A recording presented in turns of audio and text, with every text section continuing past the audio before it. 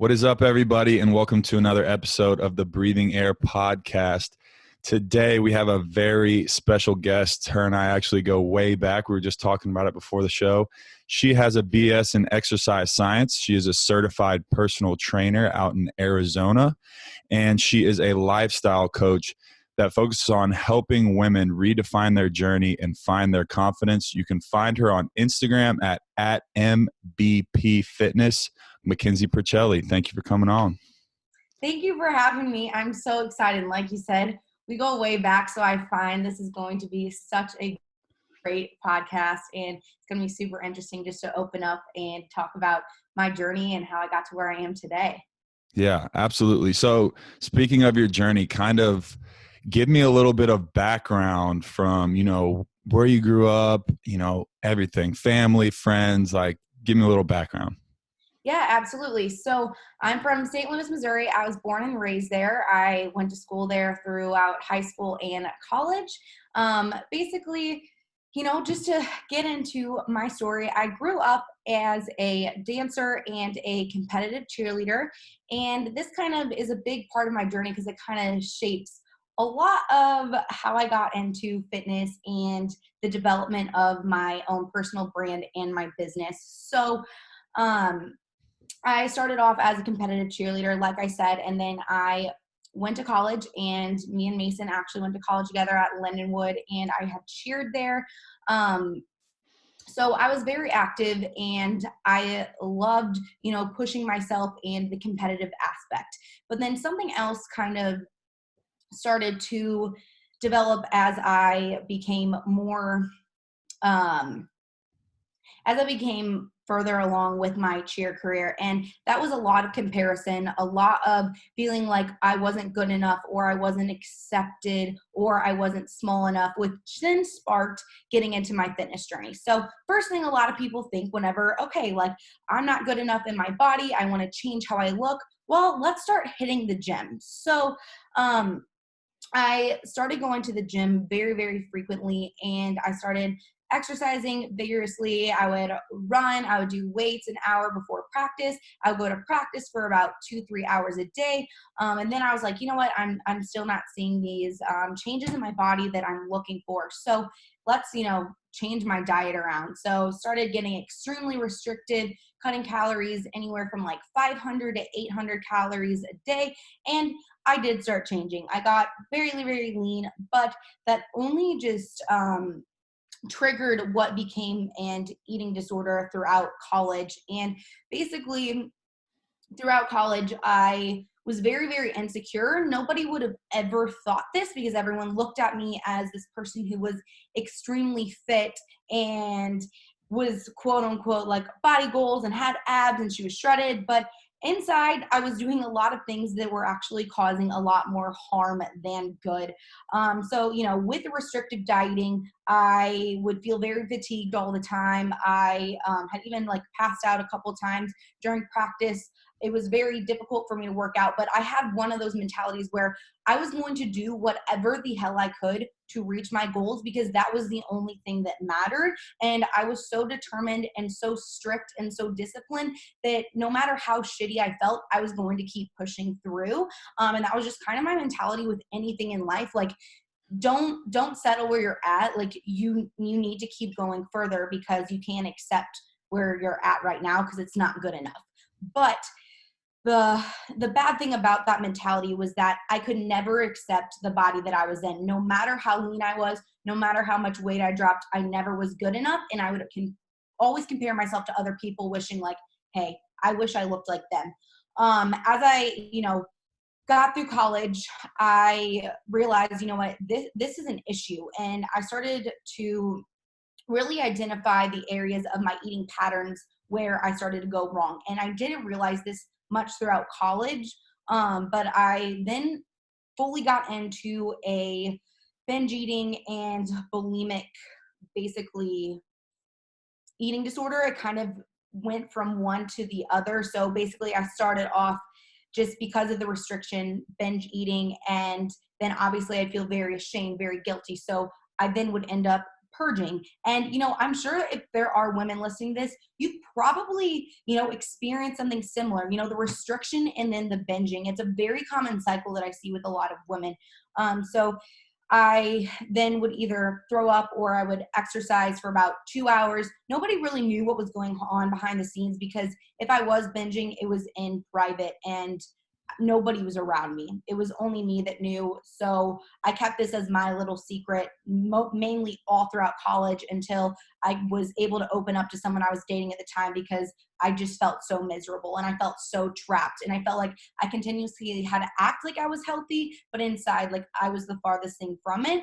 And basically, that kept going on. And I would say I was in this binge restriction, purging cycle for about like 4 to 5 years until I could truly take the time to recover. So, the reason why I give this whole back end side of things is it really leads into who I am now and how I actually developed my business. So around 2018 was when I was like, you know what, I need somebody that's going to help me. So I hired a coach to help me with my nutrition. We focused on getting my food intake up to a healthy amount. And throughout that period of time, I had to put on body fat. It was the scariest thing in my life, because all I knew was how to lose fat. And, whenever you're binging and purging, the reason typically is because you're terrified of gaining weight, right? You're restricting your food, you're exercising a lot because you don't want to gain weight and you want to keep getting smaller or losing fat. And so then that's typically why it continues.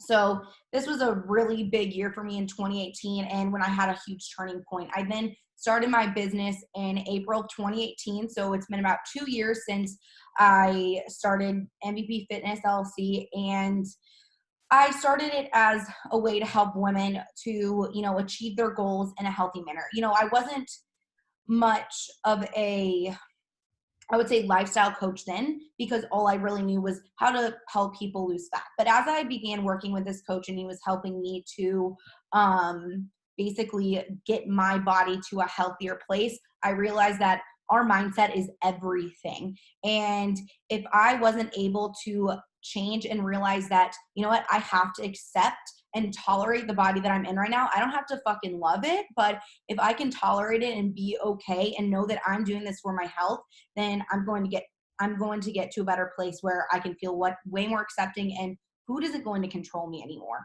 So throughout 2018, a lot went on. Like, I had moved to Arizona and I started this business with literally no help, and I just was kind of winging things. But as I gained more and more clients and really tried to focus on making sure I was taking the healthiest approach for them, I noticed how important it was to make sure that mentally each person was stable, and each person was focusing on their mindset, number one, and focusing on their internal health before even trying to achieve a fat loss goal. And then as I got into 2019, that was basically what I wanted for my business, is to teach women how to become the most confident versions of themselves, no matter what place they were in, and developing a healthy mindset so that they can fit fitness and health into their overall lifestyle. So that's what I do today. And I completely recovered from my eating disorder throughout 2019. I went and got help. I went to therapy for months on end, and finally I beat it. But it was something that I never thought that I could get through, but it really showed me how important focusing on our mentality is going to be for anything in life, not even just fitness or our body. So that's been the main pillar of my business and what I preach throughout my social media. So that's a long, drawn out summary of me, but my story and kind of how I got to where I am today. Yeah, and it's extremely empowering. And like you said, nobody would know. And that's the thing. I feel like a lot of women may be having these same thoughts or going through the same process, but are scared to open up about it. And I think that your story really helps them. And I love how you talk about the mentality, because I'm so big on body, mind, spirit, like the three, as far as putting all three together and being able to say that that's health. Like, you could have, like you said, shredded abs, or you could be the best fit person ever on the outside, but if there's a lot going on the inside, then, none of that matters because you're still going to be miserable. So I love your message, and I love that you're incorporating the mentality side of things, because obviously the market is saturated with fitness coaches right now, obviously. So you are setting yourself apart by doing that. So was it this, hey, this is my mentality, this is how I want to attack it? And like you said, it started as, hey, I know how to lose fat. But Yeah. did your brand and the way that you approach clients change as you started to see changes in your life?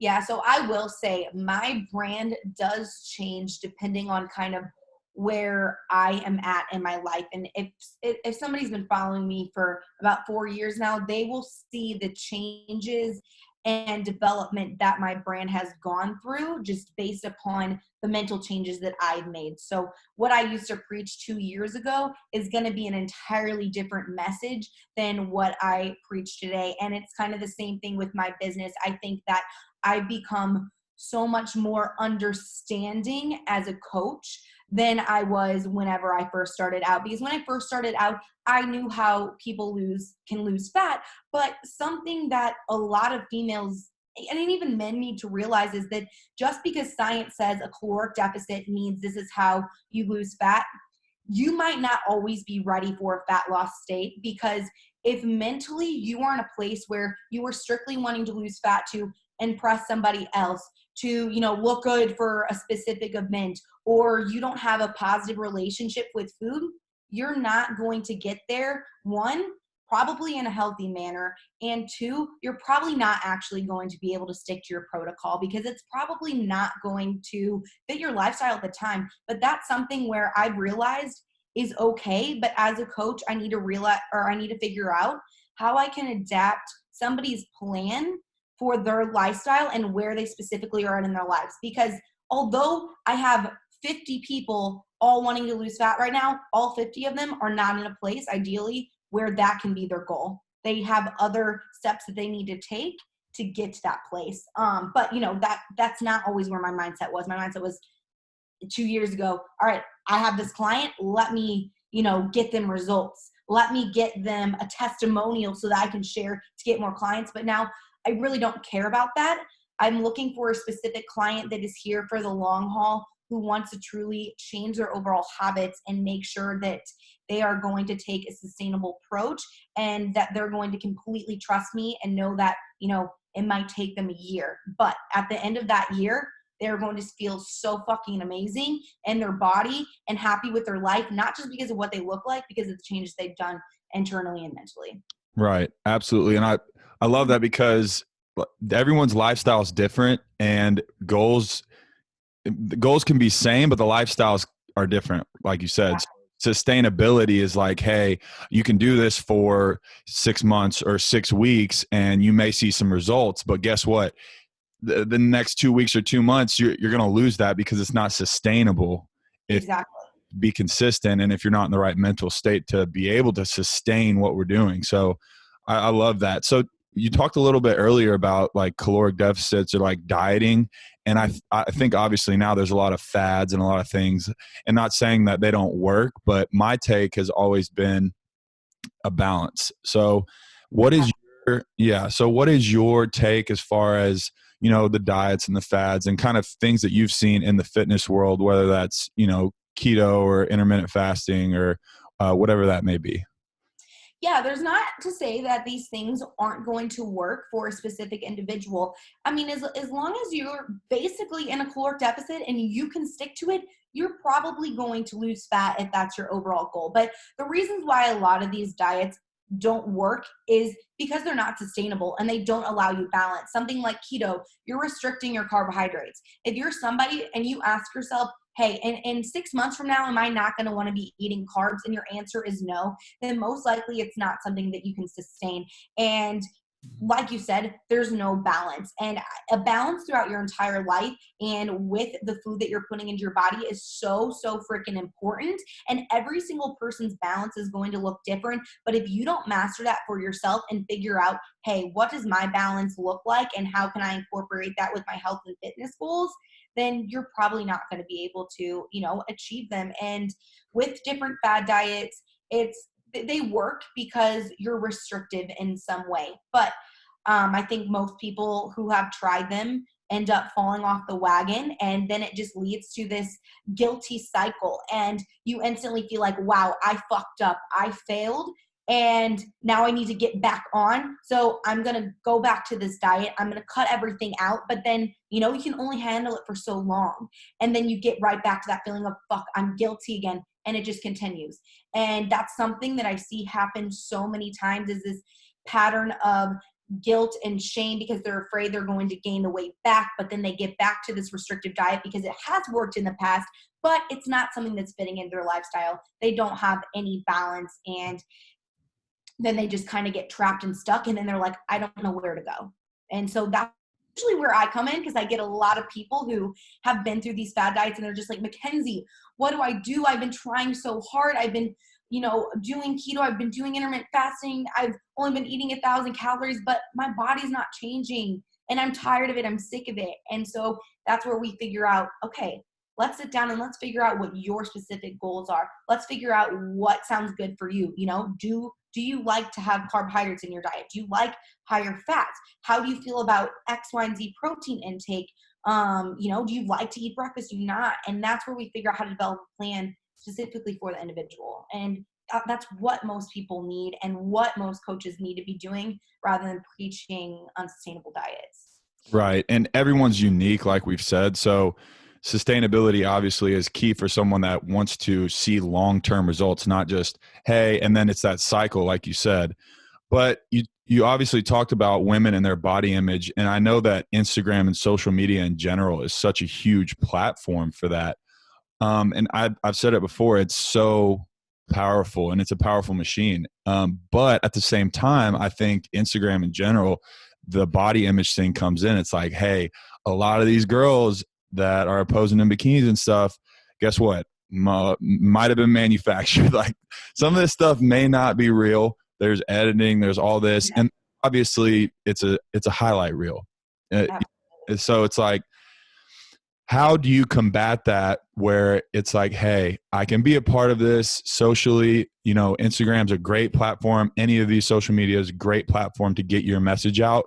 But how can you do it responsibly to where it's not hurting your self-esteem and it's helping you and not hurting you?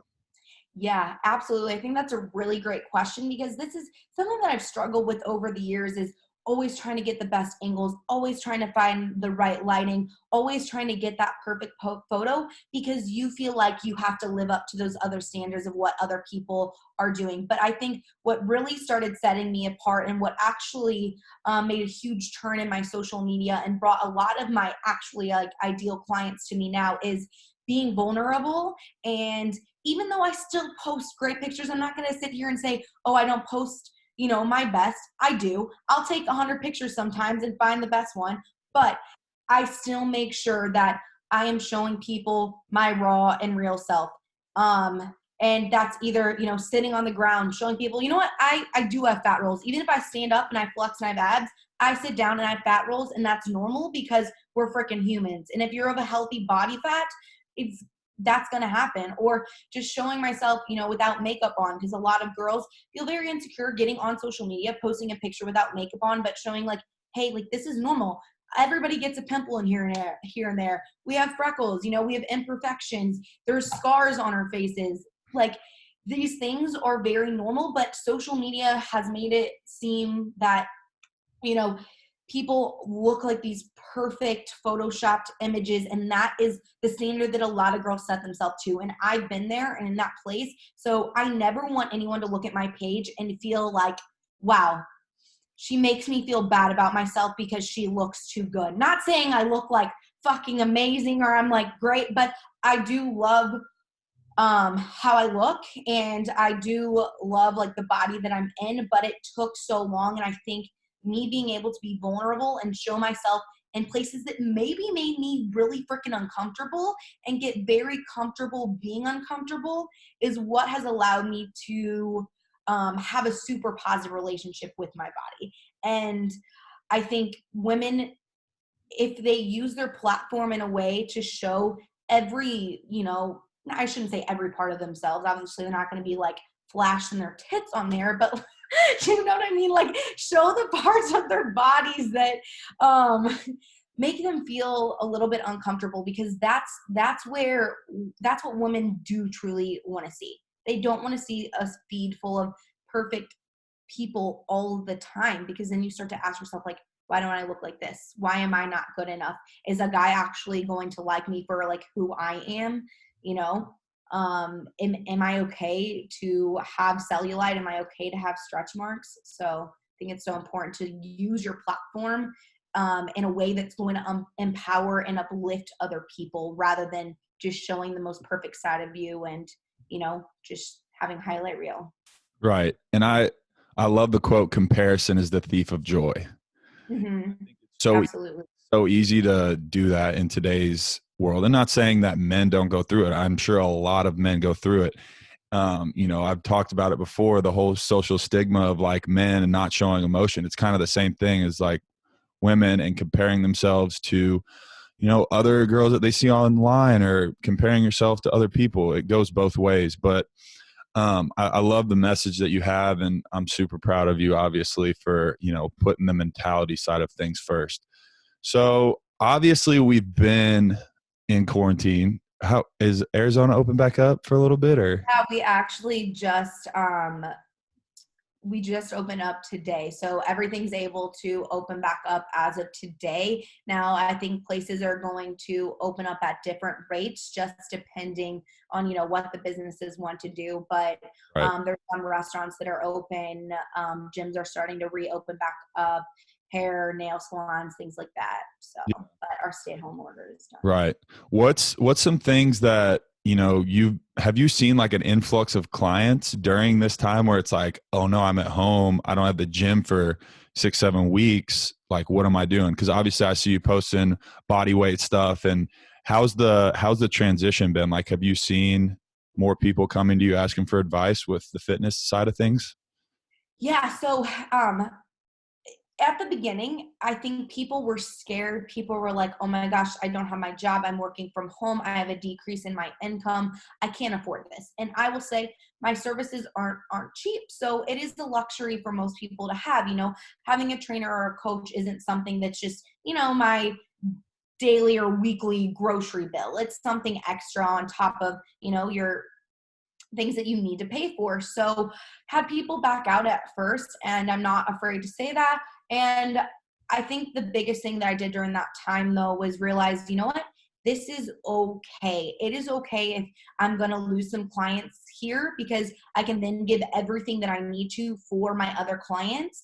And, you know, I know things will pick back up. And it was actually kind of crazy. Within this month of May, I've had my best month I've ever had, like in the past 2 years. And I think that's because people finally are a lot more comfortable in their situation. They're like, okay, you know, I'm able to still make enough money to afford this. And I brought on a whole lot of clients, and all people that I was so excited to work with. Because sometimes I'll have calls with people that I'm like, I don't really know if that's going to work. But everyone who I think was drawn to me during this time were just people that I really wanted to work with. So I'm super excited. But I just made sure that I was staying extremely positive and doing everything that I could to give the clients that I did have the best.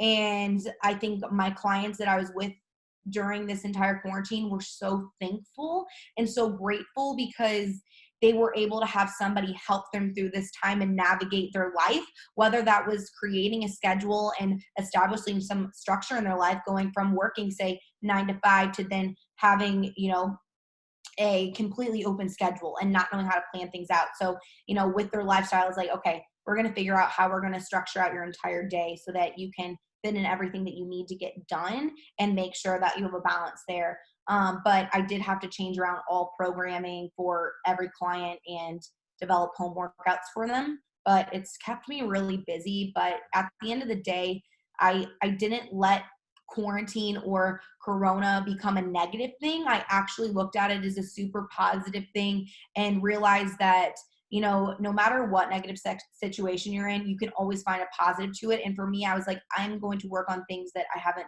been able to get done or develop. And it gave me a lot more time to give back to my clients and give them more individualized attention, and then also just work on some personal goals as well. Yeah.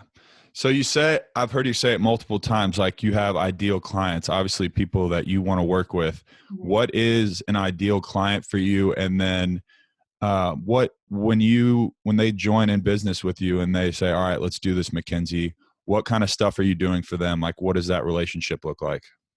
Yeah. So when I say ideal client, it's somebody who actually wants to make an overall lifestyle change and change the habits that they do have on a daily basis. Somebody who's not just looking for a quick fix, something where they can actually work with me for at least 12 weeks at a time.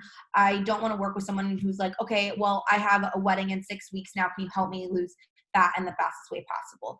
So basically, if a client is super determined, they seem like they really want to work overall on their mindset towards their body and towards health, and trust my process and know that they might be very uncomfortable at times and they might have to get out of that comfort zone that they've been in, that's someone that I want to work with, because sometimes I'm going to push my clients to do things that they might not necessarily have ever done before. For instance, a lot of girls who have been under eating for a long extended period of time, I'll make them eat more food. And this is only just to benefit their health and because I'm looking out for them, because I want the best for them. But something like that is going to take a long time for them to get their basically metabolic rate back up and get them to a place where they are healthy internally and they can build more strength and energy throughout the day and in their overall exercises. So I would say that's kind of my ideal client. And then what was the other thing that you asked? What does your program look like? Like for a client, what's your relationship looking like? How are you engaging with them? Yeah. So with every single client that I do take on, we basically have a very, I would say, open relationship. I reassure them that they're able to communicate with me at every point in time. And I think this is something that a lot of women are looking for. They want somebody that's going to hold them accountable, but also somebody that can almost act as a friend, someone that they have a relationship with, because most women don't just want somebody who's going to say, okay, here's your plan, go do it. We require a little bit more attention than that. Now, men that I've worked with, I give them what they have to do and they are good, and they'll send me their check-in and then they're off. But a lot of women want more individualized attention. So I allow them to have FaceTimes with me every single week so that we can talk about their goals and discuss anything that they need to change or improve moving forward.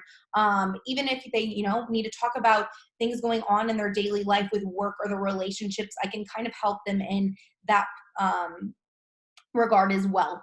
And then during this quarantine, I've been doing live Zoom workouts with them 5 times a week. So every client or everybody in my group programs is able to get on the lives and do the workouts with me. And then we're able to just have like good conversation after that, talk about anything, answer questions. And then the main portion of my programming is through an app. So basically I develop all their programs on an app where they have videos, everything scheduled out for them. So that it kind of takes that stress away from them. They know, okay, I'm doing this workout this day. This is my check-in. This is when I upload my weight, my pictures, and I lay it all out for them specifically. And then for their check-in, they basically fill out a whole sheet that goes over, their mentality, their hunger levels, how they're feeling towards their body, anything they need to improve on, change. And then I give them feedback in regards to their specific check-in via audio. So it's a pretty in-depth process. It's not just here's a plan and then, do your thing. Right. Absolutely. And I think a lot of people will love that aspect of what you do. It's not only, like you said, the fitness side, it's also the mentality side. And then it's also a relationship that you're building with them. It's not Yeah. like, here's your workout, see ya. But you said you worked with some guys. Yeah, I have before actually. How is that? I, Obviously it's different with, like you said, girls want to discuss a lot more things, but what's the difference when you're working with a guy versus girl? yeah, so I mean, guys are very easy to work with, I would say, just because I feel like guys don't go through all of the I would say like disordered eating habits that women go through, and they're not as hard on their bodies as women are. I think women, they see the scale fluctuate up a pound and they think, their life is over and, the world's crashing down on them. Whereas a guy, they're like, whatever. Like, I'm up a pound a day. Like, they just don't look at things the same way as women. So I'm able to say, okay, this is what you're doing. Here's your program. And, they can ask questions, but I don't find that they have as many questions. They'll just kind of follow through with it. And they're just very easygoing. And I feel like don't require nearly as much work, but I love being able to work with either side of it. Like I said, women are a lot more challenging, but I think there's a positive to each of them, because at the end of the day, I want to help like women to really be like, wow, you have changed my life, MacKenzie. I don't know what I would have done without you. Whereas I feel like men just aren't like that. Like, they're like, all right, like my abs look better today. Like, I feel pretty strong. And that's kind of the extent. Yeah. So do you, as far as diet goes, let's Yeah. talk about diet a little bit, because to me, it's 80% of the equation. Obviously you need to, get in the gym, get active, and be specific on your goals. And you can obviously disagree with me. You're the expert here. But in my personal experience, the kitchen is always very important, whether that's, hey, I need to eat 5 meals a day to keep my metabolism going, or maybe I need to, cut back and do 3, or like whatever your goals are, depending on your body style. So does it change for a guy to a girl? Like, are you having guys eat different things, obviously in intake because of body size and metabolism and whatnot, but like, are you having them eat kind of similar diets as far as what they're intaking? So I basically take a very flexible diet approach. And what that means is I don't tell anyone specifically, like, you only can eat X, Y, and Z foods. Here's your meal plan. This is what you need to follow. I'm not sure if you're aware of macro tracking, but that's what I use for a lot of clients now. It can vary depending on the individual, but this is what I found to be the most flexible approach. So basically, depending on your body weight and size. So let's take, say, just 130-pound female. Okay. Maybe they need to be at 1,600 calories for their goal. And that's made up of 130 grams of protein, 50 grams of fat, and 160 carbs. Now let's take a male. He might require at least 2,400 calories. So basically the difference there wouldn't be the foods that they're necessarily eating, but the amount. So the male, say he's 200 something pounds. Well, let's just put him at 1 gram per body weight of protein. So 200 grams of protein. He might be at like an 80-gram fat intake rather than 50, and his carbs might be around anywhere from 250 to 300, whereas the females might be a little bit lower. But at the end of the day, and this is something I kind of do for my boyfriend and I, is we'll eat the same food. So I'll make the same dinner for both of us, but he just has a lot larger portions. Or say I'm having something like part cauliflower rice, part rice, he'll just have double the amount of rice that I have and maybe not eat the vegetables. So something like that. But whenever it comes to the food that you're eating, I'm like, if you want to incorporate a cookie into your diet every day, I'm absolutely fine with that. I don't want you to restrict yourself and tell yourself you can't eat sweets or you can't eat, any processed foods, because eventually you're going to crack. Eventually you're going to cave. So if you want to incorporate something like that every day, but then, focus on your micronutrients, on your protein intake throughout the rest of the food and make up that intake, then that's fine by me. Yeah, absolutely. I like to do the 80-20. So I try to be pretty strict during the week, but then on the weekends, hey, better believe I'm eating pizza. I might have a burger or something, but I think, like you said, it's all about balance. What are some things that, you're cooking in the kitchen? Like, what's some stuff you're eating on the regular? Like, what's some cornerstone stuff? And then maybe some stuff that people don't really know about, but that would be an easy solution, and something like you said, cauliflower rice, like Yeah. something where they could substitute, hey, instead of eating this, I'm going to put this in there, make it a little more healthy. Yeah. So My typical day of eating, I will say, changes day to day. I don't stick to the same things, but there are some staple things that I will have right now. And right now I am in a period where I am actually trying to lose fat. And I took a whole year off from focusing on my physique at all. So it's kind of interesting actually honing in a little bit more on my nutrition, but I feel so much better and I like having that structure, but at the same time, I know I'm not going to be very restrictive. So let's just take a typical day, for example. So for breakfast, I'll usually have some sort of protein. It's usually like an egg white omelet with maybe like one egg and some turkey bacon on the side. I'll throw some veggies in it, top it with like avocado, sriracha, and then everything but bagel seasoning from Trader Joe's. Freaking fire. And then I'll always have a carb. And I usually have like a solid amount of carbs in my breakfast because it's usually right after I have worked out. So I'll usually work out at 9. I guess I'm kind of going backwards, but I'll usually have like an English muffin or a piece of toast or something like that before I work out just to get a little bit of carbs in, or maybe like a rice cake or a banana, something just with some fast digesting carbs. Then I'll have this breakfast. And then usually for breakfast, for the carbs, it'll either be like Kodiak cake, pancake mix, and that's like a bit higher protein pancake mix, or I'll do oatmeal with some fruit in it and maybe like a little bit of nut butter. That's usually like my staple breakfast. That doesn't really change that much. Yeah. It's just what I like. Right. Then something I've noticed about my body personally is I don't do well with having like lunch. I get very bloated and it kind of disrupts my digestion. So don't really eat that much, I would say, for a typical lunch. And I'll have something like Greek yogurt and maybe like a couple rice cakes or an apple or some string cheese. And then I'll kind of move on from that.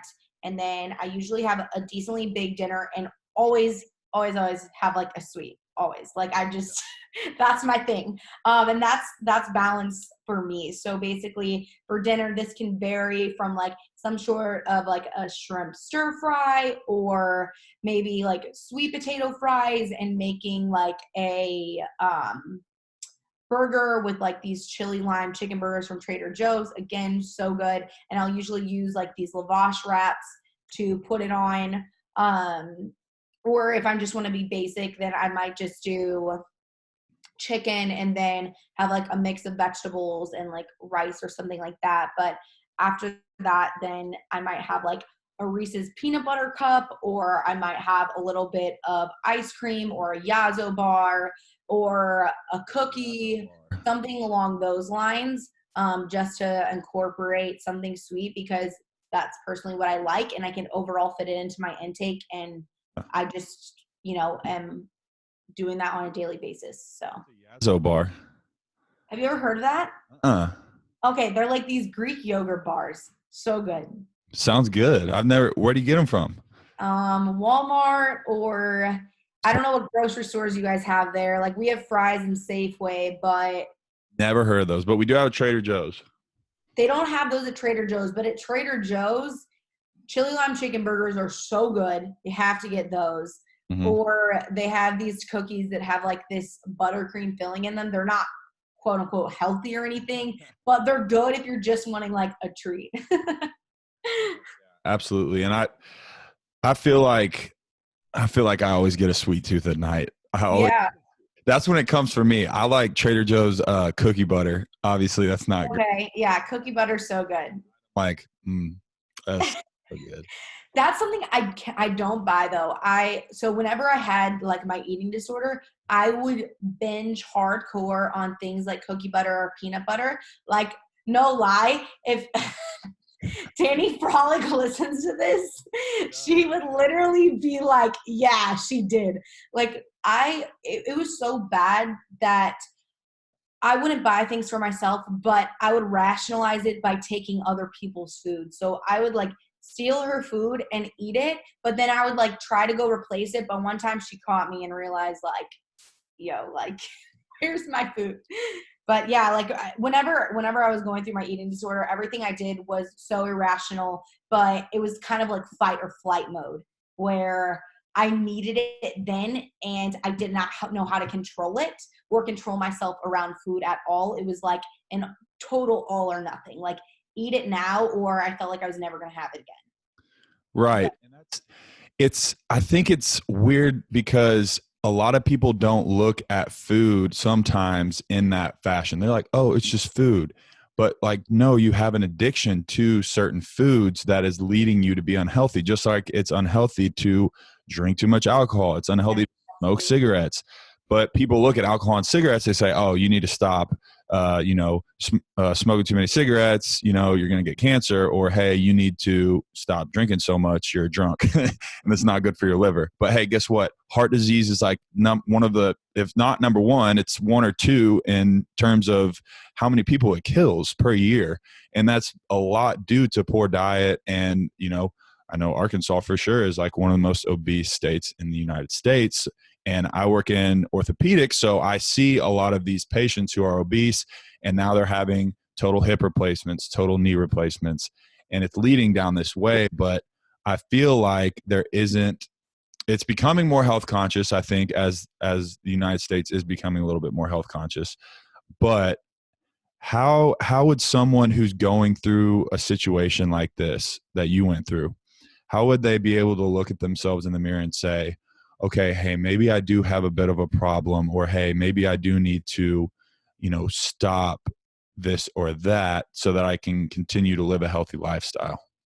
Yeah, I think this is the hardest part, is because even, for me, I was lean during the time and I wasn't of an unhealthy body fat. So I wasn't looked at as like unhealthy. Right. Even though I was eating excesses amount of food, um, I wasn't looked at as like, oh, like she needs to do anything about it. But then the other side of it is, I wasn't like a stick. I was never super skinny. I didn't look like I had an eating disorder. But I think the thing is, eating disorders can be an array of different body types. You don't need to be skinny to have, anorexia or bulimia, but you might not have to be extremely overweight or obese to have binge eating disorder. You can be anywhere from, a 90-pound female to somebody who's 500 pounds and have an eating disorder. And I think that's where, like, the media and just from what we know and have been told over the years is is a misconception. Basically, I think people are just unaware and there's not enough information about it, and it's not talked about because it's something that most people feel uncomfortable with. So kind of went away from that question, but I think people have to come to terms with, okay, I am not doing what is healthiest for myself, because no matter how much, my boyfriend at the time would have been like, MacKenzie, you're not healthy right now. This is not okay. I wouldn't have listened, or if my friends or family, I would not have listened until I came to a realization that I need help myself. And that's what it took. It took, thinking I recovered and then relapsing 4, 5, 6 times till I said, I'm going to therapy. I'm doing this for myself. I am journaling. I am meditating every fucking day until I don't have this eating disorder anymore and I feel like I'm in control. And so I think a lot of times it really comes down to mentally that person saying, I want to feel healthy and I want to feel better more than anything. Because you could have a doctor, you could have your friends, family saying things, but till you mentally want it, it's going to be so hard to make those changes, because there's going to be something holding you back. If you are extremely, extremely overweight and you have binge eating disorder, you're addicted to food. And even though it might make you feel sick, you've gotten to that place somehow, and you have to change your mentality before you're going to, be able to lose weight and get to a healthier place. Same thing with someone who has anorexia. You're so obsessed with being so skinny. And even though you look at yourself and you're like, I might not even love where I'm at right now, until you come to terms with it's going to be okay to eat again. And mentally, I want to be able to put on weight and be healthy again, probably not going to be able to do it. And I've worked with people across all the board. So. Right. And you talked about writing it down and meditating. Like what was that process for you? Because I've recently started like, hey, write stuff down, write stuff down, write stuff down. And I've started trying to get into meditation too. So what's been your journey with that, and how has it helped? Yeah, so the beginning of 2019 was when I really started to meditate and journal a lot more. And basically, I knew that this is what I had to do to get basically out of this eating disorder. It was something that I didn't do before, but I knew that it was going to be beneficial. And my therapist at the time was like, I want you to write down your thoughts, daily, whatever they are, and anything surrounding food. So, some days it would just be me writing like, this is what happened today. This is how I'm feeling. This is what I want for my life. I feel happy when X, Y, and Z. And it could be really random, or some days it was very specific. And I was writing down, what specifically I wanted my goals to look like with my relationship with food and my relationship with myself and body. Those were the two things that I was mainly focusing on at the time. Also, how to be okay being single and not being in a relationship. That was something that I started to struggle with as well as I was like going through the relapse of my eating disorder. Is how can I be so happy on my own and not be dependent on a man to feel like I'm loved or to feel worthy. Um, so those were my main three things that I would write about. And I feel like it allowed me to have so much self development, and it allowed me to learn so much about myself because I was writing things that I would maybe think in my head, but I wouldn't fully comprehend. And so I would get all of those thoughts and feelings out on a paper. Sometimes I would end up like freaking crying and being like, what the heck? Like, I'm a mess. But over time, like, my journal entries got a lot more positive. Things started to go a lot more smoother, and I kept up with it for probably about like 6 to 8 months, and made sure that I was feeling really comfortable and happy with who I was and my life. And honestly changed me so much. I it's like I feel like in 2019 I just became a new person, and I don't even recognize who I was prior to that. Like, it's so weird when I look back and I'm like, I don't even know that girl. So yeah, I would highly recommend journaling, even if you don't even know what to write or don't have certain prompts to write. Like, write out your thoughts and feelings, and what's going through your brain, because a lot of times we push it to the back. And that's sometimes often what can lead to that anxiety and depression that a lot of people go through too, is they just don't know how to vent or get their feelings out. Yeah, that was one thing for me, not even just, feelings wise, but also, hey, these are my goals. These are things that I'm going to try and hold myself accountable to. These are things I need to work on, whether that's, financially, these are my financial goals. These are my relationship goals. These are my fitness goals. Like, that's kind of how I broke it down and said, hey, I'm going to not keep it up here, because if it's up here, me, I'm about to forget about it in a couple hours. Like, I'll forget. And so I need to put it down. I have to write my schedule down for the day on a little card, so I just forget stuff. And we all get busy and are in this world that's constantly pushing information at us. So it's easy to get distracted. But I really piggyback on the power of writing things down, because it's the first act of putting it into existence, right? And Absolutely. a little bit of accountability. You go back and look at it and you're like, uh, yeah, how have I been doing on this? Or how have I been doing on this? Yep. Yep, absolutely. And I think, we are so much more likely to stick to a goal and to achieve it if we're writing it down. Because like you said, when we put in our head, we think about it, and then we're like, I'm just going to forget about it as, life starts to pick up and, you get busy. So writing things down and breaking your goals into little groups and sectors, like you said, can be so beneficial for anyone.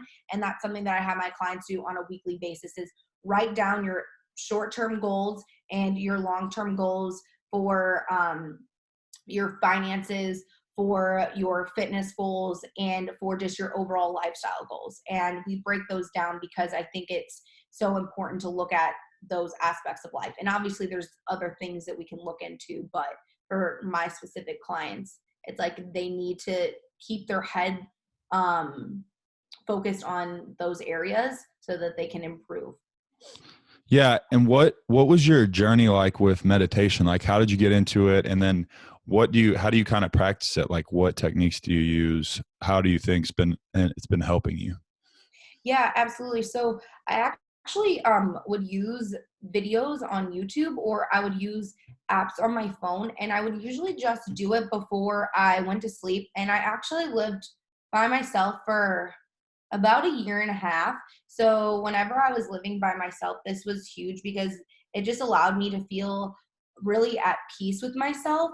Um, and typically the meditation would just be anything from like certain sounds that were like soothing for me to go to sleep, because I felt like that was my biggest struggle with my eating disorder. Is at nighttime, that's when I was more prone to binge and purge. And especially while I was living by myself, like I was the only one holding me accountable. Like if I was living with someone, it wouldn't happen as frequently because someone was there and I wouldn't want to get caught. So it was kind of that way to kind of escape away from food and make sure that I was like focusing on myself and actually going to sleep. But I would say just different YouTubes and different apps are what I used. Yeah, that's at first when I started doing it, it was guided for me. So it was someone just talking you through it. Hey, focus on this, like focus on that, kind of clear your mind. But then I've found kind of like what you said, certain sounds, certain things like that kind of are like very soothing. And when you practice it and get good at it, you can kind of manipulate, where you go a little bit. So I think it's something that, is starting to come on the forefront a little bit as far as like reprogramming your like subconscious. Like you said, you used it to help you, not purge or not, get to that certain place that you didn't want to go to. And I think that it's super powerful. Obviously, everything starts in the mind and the body kind of follows for the most part. So if you're telling yourself over and over, like, hey, I'm not going to do this. I'm not going to do this, or I am this. I am good enough. I am. And like giving yourself those affirmations, I think there's a lot of power behind it. Yes, positive affirmations are everything. And sometimes like you have to fake it until you actually believe it. There were points where no, I didn't feel confident or I didn't feel good in my body. But the more and more I kept telling myself, you know what, like you are okay as is. Like you are still an amazing and beautiful person. You are capable of doing X, Y, and Z. I was led to believe it, and it allowed me to go so much further just with my relationship with myself and with my career as well. Because during the time where I was going through recovery, I had a pretty big like roadblock with my career, and I kind of had to take time off from taking on new clients because mentally I wasn't in that place where I could give them 100% and I could give them my all. Whereas now I see so much of a difference in just how I'm able to dedicate myself to my clients and give them exactly what they deserve. So, focusing on just my mentality through so many different aspects was the best thing I could have done. Yeah, absolutely. What is we'll go back just a little bit, but what are some supplements and stuff? I always tell people, hey, you can spend $200 on supplements, but obviously if you're not exercising and eating right, you're not going to really see. It's a supplement. It's going to supplement what you're doing to help you get a little bit of an edge. So what are those as far as for a female? I know they may differ for a male. Obviously, there's some things like vitamin D or something that I think everyone should be supplementing. But what are some stuff that you use or some stuff that you suggest for your clients?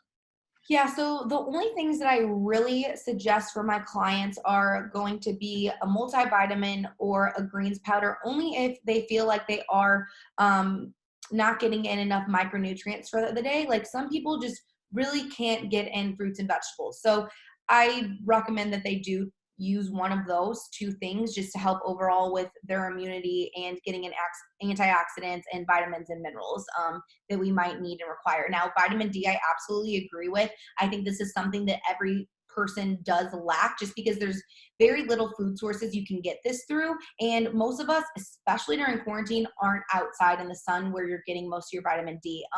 Another thing that's I think really important that I will recommend is supplementing with vitamin B12, just because this is overall what is going to help with your food metabolism. So help with produce the energy that you're getting from food. So that's a really important one. And then aside from that, Fish oil is fine, but I don't think it's necessary. And like with all supplements, they're not required, but they're obviously just going to aid in certain benefits. And with people who are weight training, they're going to be more prone to having joint pain. So something like omega-3 or fish oil is going to obviously help improve your overall joint health, especially as you're aging too. And then there's nothing else, honestly, that I really would like say you need. Now, things that you could add in are things like protein powder, because a lot of people, it's really difficult for them to get in a sufficient amount of protein. So it could just help them. But I never suggest more than about like 1 to 2 protein like products per day, whether that's like 1 scoop of protein in a protein bar, like nothing more than that, because then you can run into some digestive health. Another thing that could be beneficial is a probiotic. But again, I see this thing as something that can kind of just put a Band-Aid on the issue. If you're having digestion issues and you don't have regular bowel movements, we really need to focus on the foods that you're putting into your body, because taking a probiotic, yes, that puts healthy bacteria into your gut, but at the same time, you don't want to depend on it. You don't want to have to rely on this supplement to help you go to the bathroom and to not be bloated. So changing your diet and not including things with like sugar alcohols, or having a lot of whey protein, or maybe cutting back on dairy or gluten, depending on, what makes this person flare up, could be beneficial. Or I see a lot of people run into digestive issues if they do something like keto, because your body requires carbs for healthy bowel movements, and that's where you're getting a lot of fiber from. But aside from those, there's nothing else. I think fat burners, anything along that aspect is trash, Yeah. not necessary. I used to take all that bullshit. There was no point. I would take diuretics, I would take laxatives, but that was because I was so just uncomfortable with my body and always felt like I needed to be leaner, I needed to be skinnier. And again, that wasn't improving my health in any way. That wasn't helping me. It was just stemming, the disordered, or I guess body dysmorphia. Yeah. And I talked to, she's actually a certified therapist. Her name's Christine Ovsepian. She's out of LA, and she's worked with all these people. She was on the show last week, and she kind of talked about what you're saying now, as far as internally, if you don't fix the problem internally, like you could have all of these, whether that's, body image or material things or whatever that may be. Like if you don't start internally and say, okay, like this is what I need to fix, then you're obviously going to continue to feel not healthy in a sense, healthy. Um, what is your definition of success? Because obviously it varies from person to person, but like, what is your definition of success? Yeah, that's a really great question. So I think for me, success, I don't know. I like pause. I was like, what did I just, Your head. um, for me, success means enjoying and loving what I am doing every single day, and feeling like I have a fire lit under my ass, and that what I'm doing is making me feel alive. If I'm not doing something that I don't enjoy, even if I was making millions of dollars, I don't think at the end of the day I'm successful. Also, being so self-aware and being in a place with your body and with your mind and with who you are, and feeling like you just truly love the person that you are, I think that, equals success as well. And then just having relationships and people in your life that are extremely supportive and build you up and add happiness to your life. I don't think people are ever going to complete you, but I do think people are going to help you to be more successful, that are like-minded and are there to support you and push you to become even better. So overall, I don't think success is something that has to do with, money or where you're at with your job. I think it's overall like a feeling of what it's like when you wake up in the day, like if you wake up and you feel like so liberated to just keep working hard and to do everything in your power to be your best and succeed at what you're doing, then I think that's how you are successful. Yeah, absolutely. I love that. I really do love that. And for me personally, it's been like, okay, like who do you want to be? Like, who are you? And I feel like a lot of people go through that, especially at our age, mid-20s, even up into your 30s, mid-30s. Like, it's a time where ages kind of morph together. People are still trying to figure it out. Some people figure it out quicker than others, but that's where the whole don't compare yourself. Everyone's journey is different, but Yes. find a passion. Like, you may find your passion a little bit later in life, and it may not come to you overnight, but find something that you feel like you are giving other people worth, and then in turn you feel good about yourself, right? So Right. I think that's absolutely valuable. How about all, like, anyone who likes to have a few drinks on the weekend? Like, what are you drinking to not totally throw off your diet? Yeah, obviously, like, you know me, like, I would be throwing it back in the day. I don't drink as much now, I will say, throughout this quarantine. Like, I've had two drinks total, um, but that's for me and my personal goals. But if I am gonna drink, typically a tequila with either club soda or Sprite Zero with lime juice is my go-to. It's kind of like my version of a skinny marg, but that's usually what I do so that I'm really only getting my calories from the liquor. Um, yeah, a glass of wine every now and then, but unless it's like a social setting, I'm not someone who is gonna just like drink casually. It's just not me. Yeah, no, absolutely. So what But are some of your most frequently asked questions from your clients that, like, my audience and whoever's listening, like, something that would maybe be really beneficial to them, that's something that you hear all the time, hmm.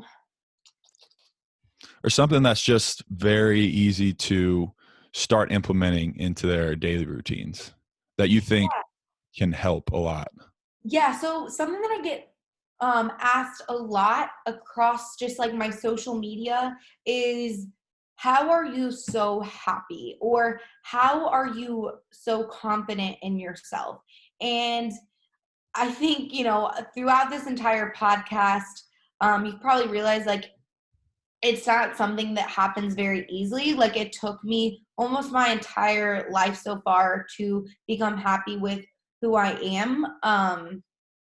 But I think building my confidence came from focusing on who I want to be, asking myself, like, what do you want for yourself and your life? And what does your ideal life look like? And what are the things that are truly going to bring happiness to your life? For me, I always thought that a body was going to bring me happiness, and it wasn't. I think really focusing on who I wanted to be and like what I wanted basically the world to see me as is what brought me happiness. Because um after I went through my eating disorder and after I recovered, I really established that I want to be somebody that empowers women. I want to be somebody who people look up to and they are inspired by. I want to be somebody who is a positive light in everybody's life. I want to be somebody who is able to change people's lives from a mental and an internal standpoint, not just from a physical standpoint. And I want people who are in my life to know that I am going to always push them to become their best selves. And I think that's where I found my happiness, is whenever I was able to do those things and see people see me in that way and know that, like, I'm doing exactly what I'm put on this earth to do. Like, I know that was kind of my calling, and it took me a while to get there, but I think that's what brought me happiness. And then overall, with confidence, I think that's something that I still am working on every day, but just being extremely vulnerable, sharing my story, being raw with people, opening up and showing them things that people can relate to. It actually helped me to build my confidence a lot, because I realized, so many people look the same way, whenever, they take down their high-waisted pants, or whenever they are like alone that you don't see. But I think I always was comparing myself, which took away from my confidence. But I also think that my confidence stemmed from figuring out like who I wanted to be with my life and what direction I wanted to go. Yeah, absolutely. And I love that. For anyone out there who's trying to maybe get in contact with you or, check you out, where can they find you on socials? Yeah. So MVP Fitness with 3 S's is my Instagram. And then Facebook, I do have group programs that I do on there, but I also do have a Facebook page. It's not as big, but information is still filtered through there. It's MVP Fitness, but with 2 S's. I do have my website, mvpfitness.com, and this shows just my like different coaching options and my programs, and explains a bit about me, has some testimonials on there. And then I have TikTok as well. That's something that I'm just starting to dabble into since it's the new thing. I was like, might as well get on there. But that's something that I really have found that there is so many people who don't show like themselves in vulnerable states, because it is a very younger audience, and that is the audience that I think needs my message the most. So I really want to focus on sharing a lot of just body positivity and overall like how to build your confidence and how to eat in a healthy and sustainable manner, and showing that like weight gain is okay and those types of concepts, because you don't really see that much on TikTok at all. So I think that's MVP Fitness with 2 S's. I think Instagram's I only went with 3, but yeah. Yeah.